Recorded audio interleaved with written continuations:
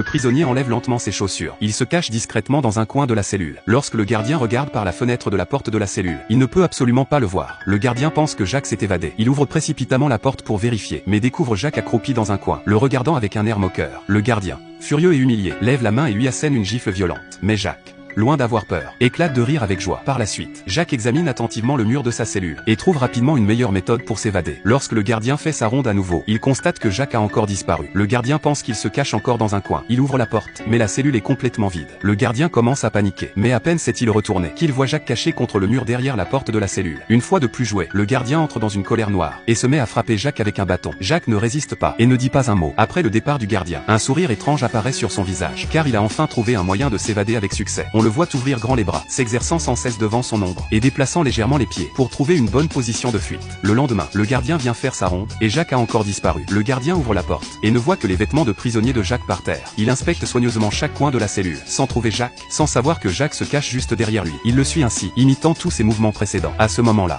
le gardien commence enfin à avoir peur. Il a clairement l'impression que cet homme est tout près, mais il ne parvient pas à le trouver. Soudain, il remarque qu'il y a une ombre en trop sur le sol. Le gardien se retourne brusquement, mais l'homme ne cherche pas à esquiver. Sans surprise, une nouvelle raclée s'ensuit. Même couvert d'échymose, l'homme affiche toujours un sourire triomphant. Cet homme dessine cette fois un œil sur sa paume, se mettant à la place du gardien pour imiter ses mouvements, ainsi que ses pensées. Très vite, grâce à un entraînement acharné, son art de l'invisibilité atteint un niveau remarquable. Dans une cellule de moins de 6 mètres carrés, il arrive à devenir totalement invisible. Le gardien, torturé mentalement, est presque à bout. Cette fois, s'il le attrape, il ne le laissera certainement pas tranquille. Mais à sa grande déception, il fouille chaque coin de la cellule sans trouver l'homme. Et ce qui est encore plus étrange, c'est que l'ombre sur le sol a aussi disparu. Mais avant même qu'il ne puisse réagir, quelque chose d'encore plus étrange se produit.